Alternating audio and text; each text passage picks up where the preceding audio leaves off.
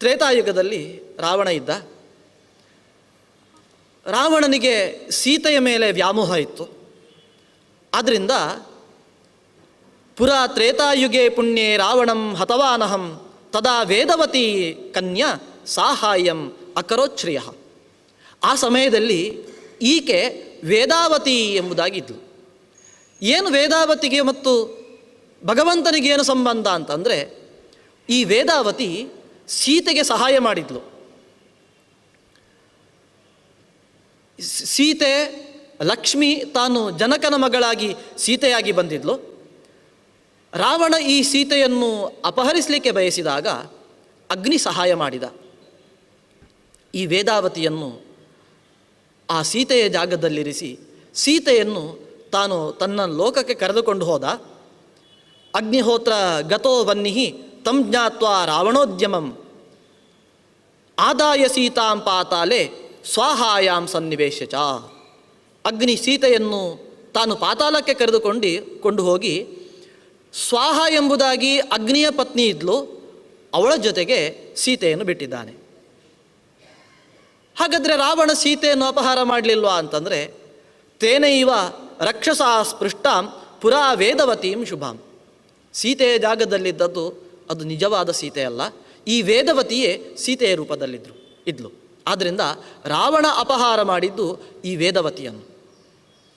ಹೀಗೆ ಒಂದು ವೇಳೆ ವೇದವತಿ ಅಲ್ಲ ಅಂತಾದರೆ ಸೀತೆಯ ಅಪಹರಣಕ್ಕೊಳಗಾಗಬೇಕಾಗಿತ್ತು. ಆದ್ದರಿಂದ ಲಕ್ಷ್ಮಿಗೆ ಈಕೆ ಸಹಾಯವನ್ನು ಮಾಡಿದ್ದಾಳೆ. ಈ ಸಹಾಯವನ್ನು ನೆನೆದು ಲಕ್ಷ್ಮೀದೇವಿಯೇ ತನ್ನ ಪತಿಯಾದಂತಹ ನಾರಾಯಣನಲ್ಲಿ ಕೇಳಿಕೊಂಡಿದ್ದಾಳೆ. ಮಮ ಪ್ರೀತಿಕರಿ ನಿತ್ಯಂ ವೇದವತಿ ವಿಭೋ ಇಯಂ ವೇದವತಿ ವಿಭೋ. ಇವಳು ವೇದವತಿ ನನಗೆ ಅತ್ಯಂತ ಪ್ರೀತಿಗೆ ಪಾತ್ರಳಾಗಿದ್ದಾಳೆ. ಪ್ರೀತಿಗೆ ಪಾತ್ರಳಾದ ನಂತರ ಅವಳಿಗೆ ಪ್ರೀತಿಯ ಕಾಣಿಕೆಯನ್ನು ಏನಾದರೂ ಕೊಡಬೇಕು. ತಸ್ಮಾತ್ ಪರಾಂ ಭಾಗವತೀಂ ದೇವೈನಾಂ ವರಯ ಪ್ರಭೋ. ಅವಳಿಗೆ ಏನು ಕೊಡಬೇಕು ಅಂತ ಕೇಳಿದಾಗ ವೇದವತಿ ಕೇಳಿದ್ದಾಳೆ, ನಾನು ಭಗವಂತನ ಪತ್ನಿಯಾಗಬೇಕು ಅಂತ, ಆದ್ದರಿಂದ ನೀನವಳನ್ನು ವರಿಸಬೇಕು ಎಂಬುದಾಗಿ ಸೀತೆ ಕೇಳಿಕೊಂಡಿದ್ದಾಳೆ. ಲಕ್ಷ್ಮಿ ಕೇಳಿಕೊಂಡಿದ್ದಾಳೆ ಭಗವಂತನ ಬಳಿ. ಅದಕ್ಕೆ ಇಲ್ಲ, ಈ ಕಾಲದಲ್ಲಿ ಮತ್ತೊಮ್ಮೆ ನಿನ್ನನ್ನು ವರಿಸಲಿಕ್ಕಾಗುವುದಿಲ್ಲ, ಅದಕ್ಕೋಸ್ಕರ ಮುಂದೆ 28ನೇ ಕಲಿಯುಗದ ಪೂರ್ವದಲ್ಲಿ ದ್ವಾಪರ ಅಂತ್ಯದಲ್ಲಿ ಮತ್ತೆ ನಿನ್ನನ್ನು ವರಿಸ್ತೇನೆ ಎಂಬುದಾಗಿ ಭಗವಂತ ವರವನ್ನು ಕೊಟ್ಟಿದ್ದಾನೆ. ಅದರ ಪರಿಣಾಮವಾಗಿ ಇವತ್ತಿವಳು ವೇದವತಿಯೇ ಈ ಪದ್ಮಿನಿಯಾಗಿ ಹುಟ್ಟಿದ್ದಾಳೆ ಎಂಬುದಾಗಿ ಆ ವೀರಪತಿ ಪದ್ಮಿನಿಯ ಇತಿಹಾಸವನ್ನು ಹೇಳ್ತಾನೆ.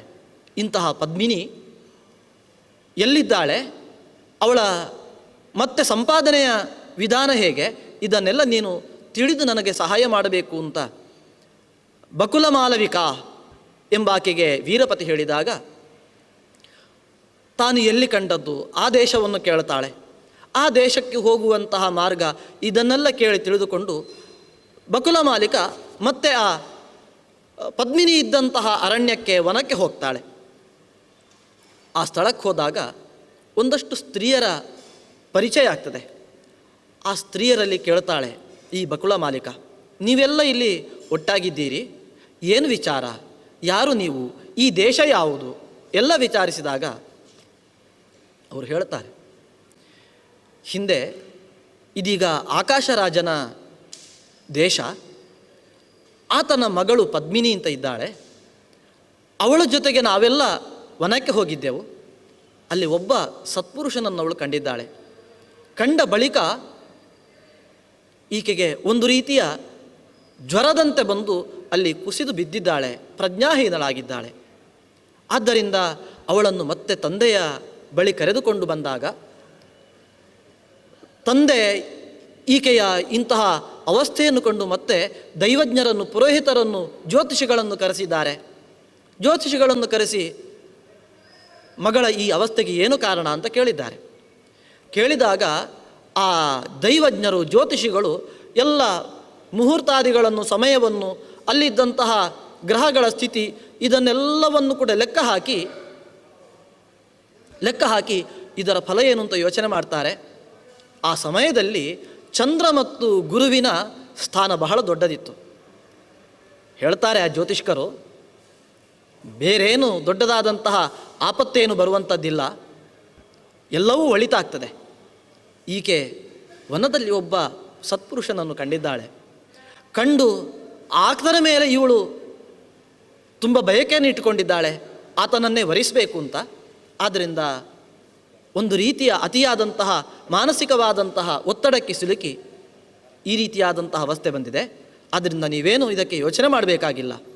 ಆ ವ್ಯಕ್ತಿ ಯಾರು ಅಂತ ತಿಳಿದು ಅವನನ್ನು ಸಂಪರ್ಕಿಸಿ ಆ ವ್ಯಕ್ತಿಗೆ ಮತ್ತು ಈಕೆಗೆ ಮದುವೆಯನ್ನು ಮಾಡಿಸಿ ಅಂತ ದೈವಜ್ಞರೆಲ್ಲ ಹೇಳಿದ್ದಾರೆ. ಹಾಗೆ ಆ ವ್ಯಕ್ತಿಯನ್ನು ಹುಡುಕುವುದಕ್ಕೋಸ್ಕರ ಇಲ್ಲಿ ದೇವಾಲಯದ ಬಳಿ ಬಂದು ಪ್ರಾರ್ಥನೆಗೋಸ್ಕರ ಹೇಳಿದ್ದಾರೆ. ಆ ನಿಮಿತ್ತದಿಂದ ನಾವೆಲ್ಲ ಇಲ್ಲಿ ಒಟ್ಟಾಗಿದ್ದೇವೆ ಅಂತ ಆ ಬಕುಲ ಮಾಲವಿಕೆ ಹೇಳ್ತಾಳೆ. ಮುಂದೆ ಬಕುಲ ಮಾಲವಿಕೆ ಆ ಪದ್ಮಿನಿಯ ತಾಯಿಯಾದಂತಹ ಧರಣಿಯನ್ನು ಭೇಟಿ ಮಾಡ್ತಾಳೆ. ಭೇಟಿ ಮಾಡಿ ತಾನು ಬಂದಂತಹ ಕಾರಣ ಏನು ಅಂತ ತಿಳಿಸ್ತಾಳೆ. ಪದ್ಮಿನಿ ಯಾವ ಪುರುಷನನ್ನು ಕಂಡಿದ್ದಾಳೋ ಆ ಪುರುಷ ಮತ್ಯಾರೋ ಅಲ್ಲ, ವೀರಪತಿ ಅಂತ. ಅವನ ಇತಿಹಾಸ ಏನು ಅದನ್ನೆಲ್ಲವನ್ನು ಕೂಡ ಬಕುಲ ಮಾಲವಿಕೆ ಈತನಿಗೆ ಧರಣಿಗೆ ತಿಳಿಸಿ ರಾಜನ ಸಂಪರ್ಕವನ್ನು ಸಾಧಿಸಿ ಮುಂದೆ ವಿವಾಹದ ಎಲ್ಲ ವ್ಯವಸ್ಥೆಯನ್ನು ಕೂಡ ಮಾಡ್ತಾಳೆ. ಹೀಗೆ ಮುಂದೆ ಆ ವೀರಪತಿಗೆ ಮತ್ತು ಪದ್ಮಿನಿಗೆ ವಿವಾಹವೂ ಕೂಡ ನೆರವೇರ್ತದೆ. ಅವರೇ ಈ ಶ್ರೀನಿವಾಸ ಮತ್ತು ಆ ಪದ್ಮಾವತಿಯರಾಗಿ ಈ ಕ್ಷೇತ್ರದಲ್ಲಿ ನೆಲೆಸಿದ್ದಾರೆ ಅಂತ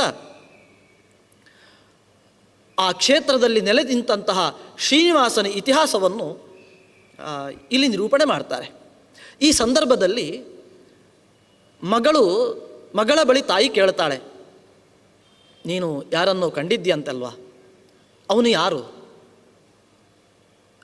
ಯಾರನ್ನು ನೀನು ಬಯಸ್ತಾ ಇದ್ದಿ ಅಂತ ಕೇಳಿದಾಗ ಆತ ಮತ್ಯಾರೂ ಅಲ್ಲ, ಸಾಕ್ಷಾತ್ ಭಗವಂತನೇ ನನ್ನನ್ನು ವರಿಸುವುದಕ್ಕೋಸ್ಕರ ಬಂದಿದ್ದಾನೆ, ಅವನನ್ನು ನೀವು ಸಂಧಿಸಬೇಕು ಅಂತ ಹೇಳಿದಾಗ ಹೇಗೆ ಸಂಪರ್ಕಿಸುವುದು ಅಂತ ತಾಯಿ ಮಗಳ ಹತ್ರ ಕೇಳ್ತಾಳೆ. ಅದಕ್ಕೆ ಆ ಮಗಳು ಹೇಳ್ತಾಳೆ, ಎಲ್ಲಿ ಅವನ ಭಕ್ತರಿರ್ತಾರೋ ಅಲ್ಲಿ ಅವನಿರ್ತಾನೆ. ಹಾಗಾದರೆ ಭಕ್ತರ ಲಕ್ಷಣ ಯಾವುದು ಅಂತ ತಾಯಿ ಕೇಳಿದಾಗ ಭಕ್ತರ ಲಕ್ಷಣವನ್ನು ನಿರೂಪಣೆ ಮಾಡ್ತಾರೆ. ಇದು ಅತ್ಯಂತ ಸುಂದರವಾದಂತಹ ಒಂದು ಭಾಗ. ಭಗವಂತನ ಭಕ್ತರು ಹೇಗಿರ್ತಾರೆ, ವಿಷ್ಣುವಿನ ಭಕ್ತರ ಲಕ್ಷಣ ಏನು ಅಂತಂದರೆ ಊರ್ಧ್ವಪುಂಡ್ರಂ ಸಾಂತರಾಲಂ ಶಂಖಚಕ್ರಾಂಕಿತ ನಿತ್ಯಂ ಭುಜಯುಗ್ಮೇ ವಸುಂಧರೆ. ಭಗವಂತನ ಭಕ್ತರು ಎರಡು ಕೈಗಳಲ್ಲಿಯೂ ಕೂಡ ಶಂಖಚಕ್ರದಿಂದ ಚಿಹ್ನಿತರಾಗಿರ್ತಾರೆ. ಊರ್ಧ್ವಪುಂಡ್ರಂ ಸಾಂತರಾಲಂ ತೇಷಾಮೇವ ವಿಶೇಷತಃ. ಇನ್ನು ಊರ್ಧ್ವಪುಂಡ್ರವನ್ನು ಧರಿಸಿರ್ತಾರೆ ಲಲಾಟದಲ್ಲಿ, ಹಣೆಯಲ್ಲಿ. ಅದು ಮತ್ತೆ ಸಾಂತರಾಳಂ, ಅಂತರಾಳ ಮತ್ತೆಯಲ್ಲಿ ಶುದ್ಧವಾಗಿರ್ತದೆ. ಪುಂಡ್ರಾಣಿ ದ್ವಾದಶ ಪುನರ್ಧಾರಯಂತಿ ತಥಾಪರೆ. ಆ ವಿಷ್ಣು ಭಕ್ತರಾದವರು ದ್ವಾದಶ ಪುಂಡ್ರಗಳನ್ನು 12 ನಾಮಗಳನ್ನು ಹಾಕಿಕೊಂಡಿರ್ತಾರೆ. ಆ ನಾಮಗಳನ್ನು ಹಾಕಿಕೊಳ್ಳುವಂತಹ ಸ್ಥಾನ ಯಾವುದು, ಇದನ್ನೆಲ್ಲ ಬಹಳ ಸುಂದರವಾಗಿ ನಿರೂಪಣೆ ಮಾಡ್ತಾರೆ ಮಧ್ವಾಚಾರ್ಯರು. ಭಗವದ್ಭಕ್ತರು ಹಾಕಿಕೊಳ್ಳಬೇಕಾದಂತಹ ಭಗವಂತನ ಚಿಹ್ನೆಗಳನ್ನು ಹೇಗೆ ನಿರೂಪಿಸಿದ್ದಾರೋ ತದ್ವತ್ತಾಗಿ ವೆಂಕಟಾಚಲ ಮಹಾತ್ಮೆಯನ್ನು ಹೇಳುವಂತಹ ಈ ಸ್ಕಂದ ಪುರಾಣ ಭಾಗ ನಿರೂಪಣೆ ಮಾಡ್ತಾ ಉಂಟು. ಇನ್ನು ಅವರ ಲಕ್ಷಣವನ್ನು ಹೇಳ್ತಾರೆ. ಸತ್ಯಂ ವದಂತಿಯೇ ದೇವಿ ನಾಸೂಯಂತೆ ಪರಾಂಕ್ವಚಿತ್. ಆ ಭಗವಂತನ ಭಕ್ತರಾದವರು ಯಾವತ್ತಿಗೂ ಕೂಡ ಬೇರೆಯವರ ಬಗ್ಗೆ ಅಸೂಯೆ ಪಡುವುದಿಲ್ಲ. ನನ್ನಕ್ಕಿಂತ ಹೆಚ್ಚಿನದಾದಂತಹ ಸಂಪತ್ತಿ ಇದೆ ಅಥವಾ ಜ್ಞಾನ ಇದೆ, ಇದು ಯಾವುದರ ಬಗ್ಗೆಯೂ ಕೂಡ ಪರರ ಬಗ್ಗೆ ಅಸೂಯೆ ಪಡಲಾರರು. ಆಮೇಲೆ ಪರನಿಂದಾಂ ನ ಕುರುವಂತಿ ಪರಸ್ವಂ ನಾಹರಂತಿ ಚ. ಇದೆಲ್ಲ ಭಗವಂತನ ಭಕ್ತರ ಲಕ್ಷಣವನ್ನು ಯಾಕೆ ಹೇಳ್ತಾ ಇದ್ದಾರೆ ಅಂದರೆ ಭಗವಂತನ ಭಕ್ತರಾದವರು ಹೀಗಿರಬೇಕು ಅಂತ ತೋರಿಸೋದಕ್ಕೋಸ್ಕರ. ಹೇಗಿರ್ತಾರೆ, ಪರನಿಂದಾಂ ನ ಕುರುವಂತಿ, ಪರರ ನಿಂದೆ ಮಾಡಲಿಕ್ಕೆ ಹೋಗುವುದಿಲ್ಲ. ನಿಂದೆ ಯಾವಾಗ ಮಾಡುವುದು, ದೋಷ ಕಂಡಾಗ. ದೋಷ ಯಾರತ್ರ ಇಲ್ಲ. ಹುಟ್ಟಿದಂತಹ ಪ್ರತಿಯೊಬ್ಬ ವ್ಯಕ್ತಿಯಲ್ಲಿಯೂ ಕೂಡ ದೋಷ ಇದ್ದೇ ಇದೆ. ದೋಷರಹಿತನಾದವ ಭಗವಂತ. ಭಗವಂತ ಒಬ್ಬನೇ ಇರುವುದು, ಉಳಿದವರೆಲ್ಲರೂ ಕೂಡ ದೋಷ ಉಳ್ಳವರು. ಆದ್ದರಿಂದ ದೋಷ ಎಂಬುದು ಸಹಜವಾಗಿರುವಾಗ ಅದನ್ನು ಯಾಕೆ ಹೇಳಬೇಕು. ಇದೆಲ್ಲ ಸಹಜ. ಕೆಲವರಲ್ಲಿ ಕೋಪ ಇರ್ಬೋದು, ಸಿಟ್ಟು ಇರ್ಬೋದು, ಅಥವಾ ಕೆಲವರಲ್ಲಿ ಅಸೂಯೆ, ಈರ್ಷ್ಯೆ, ಸುಳ್ಳು ಹೇಳುವುದು, ಮೋಸ ಮಾಡುವುದು, ಹೌದು ಇದೆ. ಹಾಗಂತಂದುಕೊಂಡು ಅದನ್ನೇ ದೊಡ್ಡ ಸಂಗತಿಯಾಗಿ ಮಾಡಿ ಅದನ್ನೇ ನಮ್ಮ ಜೀವನ, ಅದೇ ನಮ್ಮ ಶ್ವಾಸೋಚ್ಛ್ವಾಸಗಳು ಅಂತಂದುಕೊಂಡು ನಾವು ಜೀವನದಲ್ಲಿ ಅದನ್ನೆಲ್ಲ ರಕ್ತಗತ ಮಾಡಿಕೊಳ್ಬೇಕಾಗಿಲ್ಲ. ಪರನಿಂದಾಂ ನ ಕುರುವಂತಿ ಪರಸ್ವಂ ನಾಹರಂತಿ ಚ. ಭಗವದ್ಭಕ್ತರಾದವರು ಪರರ ಸೊತ್ತನ್ನು ಯಾವತ್ತಿಗೂ ಕೂಡ ಕದಿಯುವುದಿಲ್ಲ, ಬಯಸುವುದಿಲ್ಲ. ನ ಸ್ಮರಂತಿ ನ ಪಶ್ಯಂತಿ ನ ಸ್ಪೃಶಂತಿ ಕದಾಚನ. ಬೇರೆಯವರ ಸೊತ್ತು ಅಂತಾದರೆ ಅದು ಬೇಕು ಅಂತಾಗಲಿ ಅಥವಾ ತನ್ನದ್ದಾಗಿದ್ದರೆ ಒಳ್ಳೆದಿತ್ತು ಅಂತ ಅದನ್ನು ನೋಡುವುದೂ ಇಲ್ಲ. ನ ಸ್ಮರಂತಿ ನ ಸ್ಪೃಶಂತಿ, ಅದನ್ನು ಮುಟ್ಟುವುದಿಲ್ಲ. ನನ್ನದಾಗಿದ್ದರೆ ಎಂಬುದಾಗಿ ಕಣ್ಣರಳಿಸಿ ನೋಡುವುದೂ ಇಲ್ಲ. ತನಗೇನು ಸಿಕ್ಕಿದೆಯೋ ಅದರಿಂದ ತೃಪ್ತರಾಗ್ತಾರೆ, ಪರರ ಸೊತ್ತನ್ನು ಬಯಸುವುದಿಲ್ಲ. ಪರದಾರಾನ್ ಸ್ವರೂಪಾಂಶ್ಚ ಏಚ ತಾನ್ ವಿದ್ಧಿ ವೈಷ್ಣವಾನ್. ಕೇವಲ ಪರರ ಸೊತ್ತು ಮಾತ್ರ ಅಲ್ಲ, ಪರ ಸ್ತ್ರೀಯರ ಬಗ್ಗೆಯೂ ಕೂಡ ವಿಷ್ಣು ಭಕ್ತರಾದವರು ಒಂದು ಸ್ಪರ್ಶವಾಗಲಿ ಅಥವಾ ದರ್ಶನವನ್ನಾಗಲಿ ಅನ್ಯಥಾ ದೃಷ್ಟಿಯಿಂದ ಮಾಡಲಾರರು ಅಂತ ಒಂದಷ್ಟು ವೈಷ್ಣವರ ಗುಣಗಳನ್ನು ಹೇಳ್ತಾರೆ.